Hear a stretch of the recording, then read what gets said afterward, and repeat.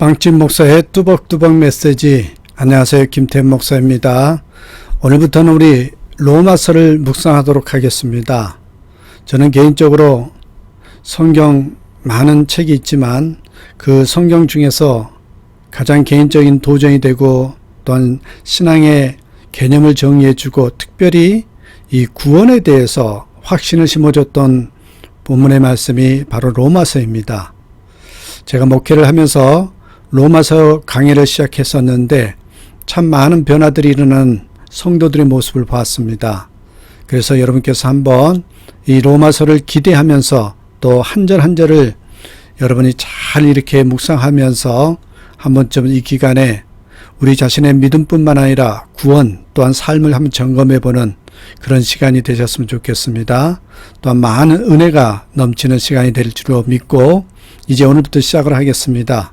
자, 오늘 첫 번째 시간입니다. 로마서 1장 1절에서 7절의 말씀을 가지고 나는 예수의 인생을 사는 사람이다. 나는 예수의 인생을 사는 사람이다. 이런 제목으로 여러분과 말씀을 나누겠습니다. 자, 여러분, 우리 기독교는 어떤 종교입니까? 기독교는 구원의 종교입니다. 기억해 주십시오. 구원이란 단어와 굉장히 밀접하고 있고 가장 중요한 기독교에서의 단어가 바로 구원입니다. 그래서 저는 이렇게 정의를 내립니다. 기독교는 구원의 종교다.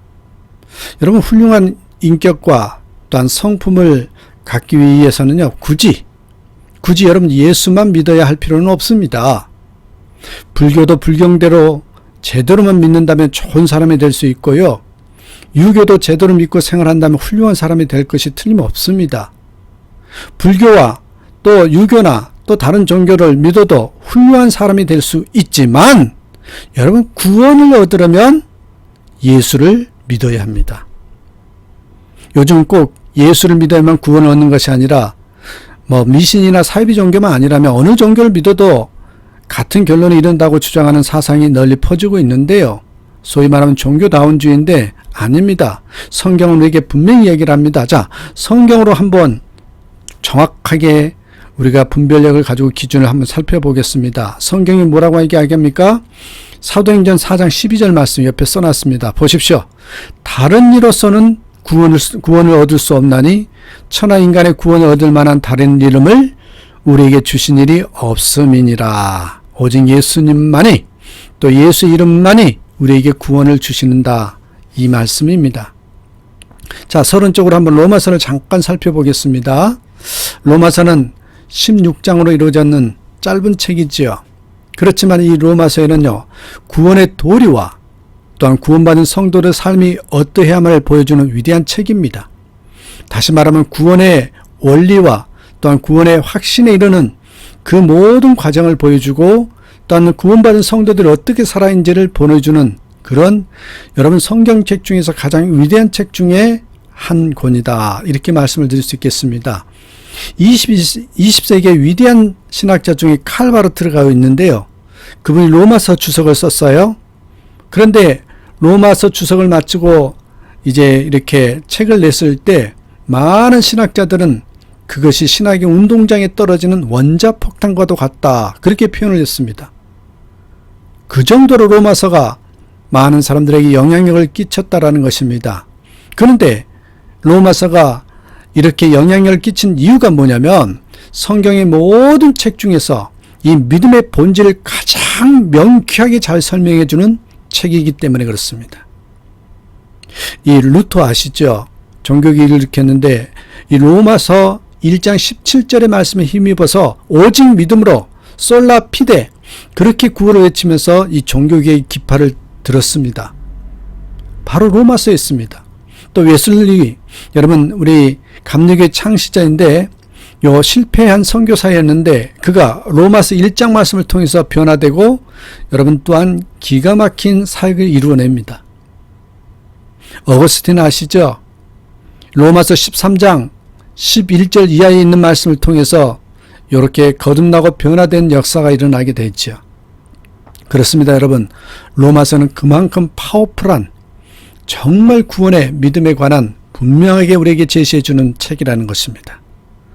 그러면 로마서는 언제 쓰여졌느냐? 또 로마서는 또 어떤 과정 속에 쓰여졌느냐면 옆에 써놨습니다마는 로마서는 사도 바울이 3차 선교여행을 마칠 무렵에 이 고린도에서 겨울을 지내면서 이 로마에 있는 그리스도인들에게 편지를 쓴 것이 로마서입니다.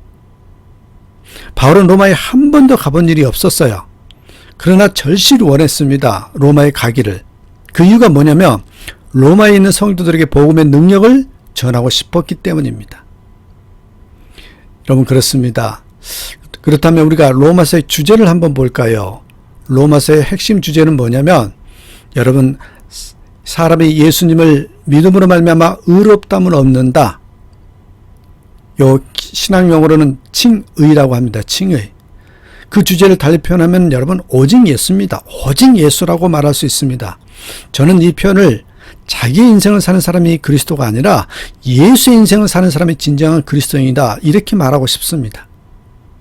그래서 옆에 써놨어요. 로마서의 주제는 오직 예수라고 외치며 나는 예수 인생을 사는 사람이다. 이렇게 고백하는 것이 바로 로마서의 주제다. 그렇게 표현을 하고 싶습니다. 그렇다면 여러분 이제 본론으로 들어가서 나는 예수 인생을 사는 사람이다. 그렇게 오늘 말씀의 제목인데 예수 인생을 사는 사람은 어떤 사람일까요? 오늘 본문에 세 가지를 설명하고 있어요. 첫 번째는 여러분 예수 그리스도의 종으로 사는 자입니다. 나는 부름받은 종이다. 여러분 1절 말씀 보십시오. 예수 그리스도의 종 바울은 사도로 부르심을 받아 하나님의 복음을 위해 택정함을 입었으니 여러분 사람에게 가장 큰 행복이 무엇인 줄 아십니까? 자유를 얻는 것입니다. 자유. 가장 큰 불행은요. 종이 되는 겁니다. 노예가 되는 거거든요. 근데 여러분 사도 바울은 왜 스스로를 종이라고 했을까요? 진정한 자유는 주님의 종이 되는 것에 있음을 알았기 때문입니다. 우리가 온전히 주님에게 속한 자로 주님의 자녀로 살 때 진정한 자유를 누릴 수 있다는 거거든요. 그렇습니다, 여러분. 하나님 우리 인간을 창조하셨어요. 전지전능하신 분이에요. 근데 그분이 하나밖에 없는 아들을 주시기까지 우리를 사랑하신대요. 우리를 무지무지하게 사랑하신 하나님이십니다. 우리를 사랑하시기 때문에 그 하나님은 우리에게 자유를 주시길 원합니다. 또한 자유를 주셨습니다. 여러분 아십니까? 진정으로 사랑하면 상대방을 얽어매지 않습니다. 때로는 개를 묶어놓고 기를 수는 있어도 여러분 아이들은 묶어놓지 못합니다. 아이가 아무리 엄마에게 애 먹인다 해도 아이를 자유롭게 돌아다니게 놔둡니다. 왠지 아십니까? 아이를 사랑하기 때문입니다. 사랑하는 사람에게는 자유를 주고 싶습니다. 묶어놓은 것은 사랑하지 않기 때문입니다. 하나님은 우리를 사랑하시기 때문에 그 어느 것으로도 묶어두기를 원하지 않습니다. 우리를 사랑하시기 때문에 가장 소중한 자유를 주시길 원한다는 거죠. 자, 성경의 예를 들어볼까요? 이스라엘 백성들이 7년 동안 흉년을 피하기 위해서 애굽 땅으로 내려갔던 사건 아시지요? 야곱의 가족이 기근을 피해서 7년 동안 애굽에서 지낸 것은 하나님의 계획에 따른 것이었습니다. 그러나 흉년이 끝난 뒤에는 하나님께서 약속하신 땅 가나안으로 돌아갔어야 했습니다. 그런데 그들은 가나안으로 돌아가지 않고 애굽의 곧센 땅에 정착합니다. 요셉이 애굽의 총리였으니 얼마나 대우를 잘 받았겠습니까? 심하게 말하면 이스라엘은요 가나안으로 돌아가지 않으므로 하나님보다 곧센 땅을 더 사랑했다고 표현할 수 있겠습니다. 이스라엘 백성들은 처음에는 잘 살았습니다. 그러나 여러분 나중에 어떻게 되었습니까? 자기들이 하나님보다 더 사랑한 곧센 땅의 주인이 되었냐고요. 여러분 주인이 되었습니까? 주인이 되기는커녕 어떻게 돼서 결과는 애굽의 종이 되어서 강제 노예에게 시달리게 되잖아요. 여러분 이 출애굽기에서 얻을 수 있는 중요한 교훈은 하나님보다 세상을 더 사랑하면 그 대가로 노예가 된다. 노예에게는 자유가 없습니다. 하나님보다 돈을 더 사랑하면 돈의 노예가 되고 하나님보다 명예를 더 사랑하면 명예의 노예가 됩니다. 그렇다면 여러분 그리스도 예수의 종이 되려면 어떻게 해야 됩니까? 여러분 주님을 주인으로 섬기기만 하면 됩니다. 예수님을 나의 주인으로 섬기기만 하면 됩니다. 여러분 그런 실제를 한번 여러분께 소개해 드리겠습니다. 예수 안에서 살았던 자, 예수님을 진정으로 주인으로 여기면서 살았던 자, 오래전 이야기에 약 30년 전에 조선일보에 실린 미담 하나를 이 김동우 목사님의 책에서 소개하고 있는 내용을 여러분과 함께 나누고자 합니다. 정신박약아를 교육하고 훈련하는 독재가가 있었는데 그만 집세를 못 내서 길거리에 쫓겨나게 되었답니다. 이 기사가 조선일보에 나오게 됐는데 이 기사가 나간 다음 날 40대 아주머니 한 분이 그 당시 돈 190만 원을 들고 신문사에 찾아왔더래요. 여러분 30년 전에 190만 원이라면 아주 큰 돈이라는 걸 아실 겁니다. 아주머니는 그들을 돕는 데 써달라고 이름도 밝히지 않는 채 성금을 내고 돌아갔습니다. 근데 그 부인이 다음과 같은 쪽지 한 장을 놓고 갔대요. 자, 그대로 한번 읽어드릴까요? 그 아주머니는 중학교와 고등학교에 다니는 두 아들이 있는데 둘 다 전교에서 1, 2등을 다투는 수재라고 했습니다. 그 중에 작은 아들이 정바가 직업훈련에 딱한 사정을 읽고 어머니에게 그들을 도와주었으면 좋겠다고 하길래 통장에 있던 돈을 찾아서 성금한다고 했습니다. 그러면서 그 글을 이렇게 시작을 합니다. 이 글이 끝부분에 이렇게 써 있어요. 하나님께서 제게 착한 아들을 둘씩이나 주신 것은 자랑하게 하심이 아니라 불의한 아이들을 섬기라고 주신 것입니다. 하나님께서 지금은 이만한 심부름밖에는 안 시키지만 더 큰 심부름을 시키실 날이 오리라고 믿습니다. 아주머니는 자기가 저금한 돈이지만 그것이 자기 것이 아니라 하나님의 것으로 여기고 있었던 거죠. 하나님 심부름으로 그들을 돕는 것이라고 했습니다. 여러분 그래서 이름을 밝히지 않고 여러분 이게 바로 인생을 의미 있게 사는 모습 아닙니까?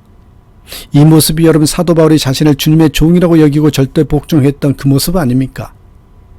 바로 그런 삶으로서 그는 풍성한 자유를 누리고 이러한 삶을 살 수 있었던 사도 바울처럼 이들도 그러한 삶을 살 것입니다. 그러기에 여러분 예수 인생을 사는 사람은 참 자유를 누립니다. 자기 인생을 사는 자가 아니라 예수의 인생을 사는 저와 여러분 되셨으면 좋겠습니다.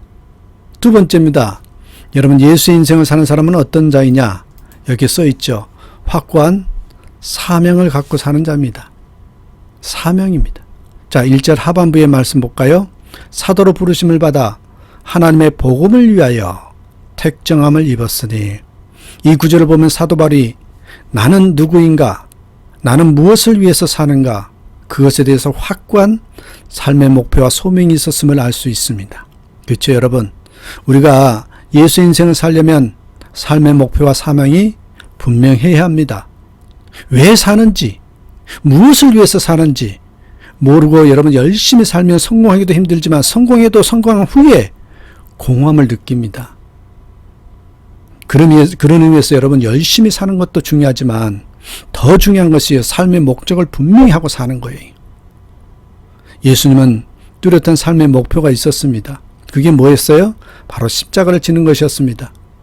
사단은 시험을 통해서 그 목표를 흐리게 하려고 이 스타의 길을 걸으라고 유혹을 하지요. 그러나 주님은 세상의 영광에 유혹되지 않으셨습니다. 우리는 눈에 보이는 영광으로 진짜 중요한 것을 놓쳐서는 안 될 것입니다. 저는 이렇게 표현하고 싶습니다. 신기한 체험을 자랑하는 것보다 십자가를 지는 것이 훨씬 더 소중하고 가치 있는 일이라는 것입니다. 옆에 써놨는데 여러분 그렇습니다. 우리는 신기한 일과 가치 있는 일을 분별해서 항상 가치 있는 일을 추구하면서 살아야 된다는 것이죠. 여러분 데이빗 카퍼빌드라는 세계적인 마술사를 아십니까? 참 신기한 마술이 많습니다. 비행기를 사라지게 하고 만리장성을 뚫고 지나가기도 하고요. 사람들은 그를 훌륭한 마술사라고 합니다. 그러나 여러분 그의 마술 실력 때문에 그를 존경하는 사람은 없어요. 자녀들에게 이 다음에 커서 너도 카퍼필드와 같은 마술사가 되라 그렇게 권유한 부모는 거의 없습니다. 여러분 신기한 일이 꼭 가치 있는 일은 아니기 때문에 그렇습니다. 예수님께서 십자가에 달리지 아니하시고 사단의 유혹에 넘어가서 영광을 얻는 길을 가셨다면 그 당시 순간적인 스타가 될지는 몰라도 2000년 뒤에 우리까지 전해지는 구세주가 되지는 못했을 것입니다. 예수님은 삶의 목표를 뚜렷이 아셨고 그 길로 가셨기에 여러분 그래서 구원의 길을 여실 수 있었기에 우리에게 진정으로 주님이 되신 것이죠. 그렇습니다, 여러분. 우리도 진정 예수님의 인생을 살려고 하는 자라면 우리에게 있는 분명한 하나님께서 우리에게 주셨던 분명한 그 사명과 목적을 가지고 살아야 된다는 것입니다. 신기한 것이 아닌 가치 있는 것에 집중하면서 살아가는 저 여러분 되시길 축복합니다. 세 번째입니다, 여러분. 오직 하나님의 은혜로 사는 자입니다. 은혜. 자기의 힘으로 노력으로 아동바동 되면서 사는 것보다 하나님의 은혜로 사는 자입니다. 자, 5절 전반부의 말씀을 보십시오. 그로 말미암아 우리가 은혜와 사도의 직분을 받아. 여러분 이 구절에서 은혜는 아무 공로 없이 받는 것을 뜻하잖아요. 은혜, 아무 공로 없이 받는 것. 당시 사도들도 그 은혜를 통해서 사도의 직분을 받게 됐다는 말씀입니다. 그 말은 하나님의 은혜의 중요성을 다시 한번 상기시켜 줍니다. 하나님의 일을 하는 사람에게 가장 필요한 것이 무엇입니까? 그것은 바로 은혜라는 것입니다. 이 세상에 은혜만큼 중요한 것은 없습니다. 은혜는 내게 있는 어떤 영성보다도 중요하고요. 어떤 은사보다도 어떤 능력보다도 중요한 게 사실 여러분 은혜입니다. 하나님의 부르심에 합당한 하나님의 사명을 감당하는 사람에게 가장 중요한 것은요. 은혜입니다. 그렇습니다, 여러분. 은혜는요. 주님을 믿을 때 주어지잖아요. 5절 하반부와 6절 말씀 보십시오. 그 이름을 위하여 모든 이방인 중에서 믿어 순종케 하나니 너희도 그들 중에 있어 예수 그리스도의 것으로 부르심을 입은 자니라. 그렇습니다, 여러분. 우리는 하나님의 은혜로 예수님의 것, 예수님의 소유가 되었습니다. 결국 그 말은 하나님의 자녀가 되었다는 말입니다. 그 은혜가 어떻게 주어집니까? 예수님을 믿을 때 주어집니다. 그래서 5절 하반부에 보면 믿어 순종케 한다 이런 말이 있습니다. 믿음이란 곧 순종하는 것임을 잘 보여주는 말씀이에요. 사실 믿음과 순종은 별개의 것이 아닙니다. 우리가 주님을 믿고 그 믿음의 원리에 따라 하나님의 뜻을 순종할 때 우리에게는 놀라운 은혜가 주어지게 된다. 이 말씀이거든요. 오늘 본문을 보면 사도 바울은 로마서를 쓰면서 처음부터 믿음과 은혜의 중요성을 강조한 후에 여러분 7절 보십시오. 문안 인사를 합니다. 로마에 있어 하나님의 사랑하심을 입고 성도로 부르심을 입은 모든 자에게 하나님 우리 아버지와 주 예수 그리스도로 쫓아 은혜와 평강이 있기를 원하노라. 간단히 말하면 믿는 자에게 은혜와 평강이 있기를 원한다는 말씀이고 더 구체적으로 해석하면 믿으면 은혜와 평강이 주어진다라는 말씀입니다. 자, 여러분 결론입니다. 어느 목사님 설교 시간에 최종국 선교사님이 쓰신 사랑합니다 라는 책에 나온 이야기를 소개한 것을 들었습니다. 요 주인공의 아버지가 어느 날 폐암 말기라는 진단을 받게 됩니다. 병원에서는 더 이상 손을 쓸 수 없는 상황이라며 수술을 거부했습니다. 어느 날 아들은 퇴근하면서 그동안 미뤄왔던 말을 하기로 결심하죠. 평소에 전혀 하지 않던 말을 하려니까 말은 많이 망설여지고 또 쑥스럽더랍니다. 그래도 이 말을 했습니다. 아버지, 저는 아버지가 참 존경스러워요. 평생 자신에게 주어진 일에 최선을 다하시는 그 아버지의 모습을 보고 제가 많이 배운 것 같아요. 그 말을 듣고 아버지가 대답합니다. 그래, 고맙구나. 아들아, 내가 널 많이 사랑한다. 아버지도 그 말을 얼마나 어렵고 힘들게 꺼내셨는지 그 표정만 봐도 충분히 알 수 있었습니다. 뜨거운 눈물이 두 줄기가 뺨을 차고 주르륵 흘러내렸습니다. 아버지는 믿지 않으셨었는데 교회 나가서 구원과 영생 그리고 하나님의 사랑에 관해서 듣고 요 기독교 신앙을 받아들이게 되었습니다. 사선 오해로 별거로 들어갔던 어머니와 극적으로 화해하고 온 가족이 지켜보는 가운데 감동적인 세례식이 치러졌습니다. 세례를 받는 아버지는 울고 계셨습니다. 눈앞에서는 벌어지는 광경이 믿어지지가 않았습니다. 어머니가 말씀하셨습니다. 네 아버지가 우는 모습은 처음 본다. 저 무심한 양반이 그래도 눈물이 있었구나. 아버지는 신앙 안에서 조용하고 담담하게 삶의 마지막 시간들을 정리한 후에 아들의 가슴에 영원히 기억될 신앙 간증을 하고 영원한 하나님 품에 안겼답니다. 자, 아들에게 쓴 편지 내용 간증이 이렇습니다. 그저 착하게만 살면 되는 줄 알았습니다. 그러나 병들어 죽어가면서 내가 아무리 착하게 살았어도 죽음 앞에서는 아무도 나를 도와줄 수 없음을 깨달았을 때 그때서야 나는 비로소 눈을 떴습니다. 나를 도울 수 있는 분은 오직 그분, 그 한 분뿐이라는 것을. 이제 부끄럽지만 아버지 앞으로 가려고 합니다. 예수님이 내 모든 부끄러움과 고집스러움을 십자가에서 다 용서해 주셨으니 오직 예수님이 나를 위해 죽으셨다는 말씀만 가슴에 새기고 가려 합니다. 예수님이 나를 위해 모든 고난을 당하셨고 나의 모든 죄를 다 갚아주셨기에 오직 그분 의지에 하나님 아버지에게 가려 합니다. 이 땅에서의 시간은 참으로 빠른 것 같습니다. 그러니 오늘 더 많이 사랑한다고 말해야 합니다. 더 많이 기뻐하고 더 많이 감사해야 합니다. 우리에게 누구나 죽음이 오지만 예수님을 영접한 우리에게는 죽음을 이기는 능력이 있습니다. 죽음이 오히려 축복의 시간이 됩니다. 우리에게 부활의 능력이 있다는 말은 안 죽는다는 말이 아닙니다. 죽음도 우리를 꺾지 못한다, 이 말씀이거든요. 이 모습이 바로 예수 인생을 사는 사람들의 모습입니다. 말씀을 듣고 성경을 듣기 전에 한 가지 할 일이 있습니다. 자, 여러분 1절을 보십시오. 옆에 써놨죠. 예수 그리스도의 종 바울은 하고 나오는데 여러분 바울만 종입니까? 이제 우리도 모두 종입니다. 그러기에 바울이라는 이름 곁에다 각자 자기 이름을 써놓으시고 다시 한번 성경을 읽어보십시오. 저는 그렇게 썼습니다. 얼마나 영광스러운 일인지 모릅니다. 또 여러분 6절 한 번 더 보시고 마찬가지인데요. 너희도 그들 중에 있어 예수 그리스도의 것으로 부르심을 입은 자니라. 여기에 너희도 대신 나도 아니면 자기 이름 한번 넣어 써보십시오. 그러면 성령께서 우리의 마음에 생명을 불어 넣으실 것입니다. 우리의 신앙 고백이기 때문에 그렇습니다.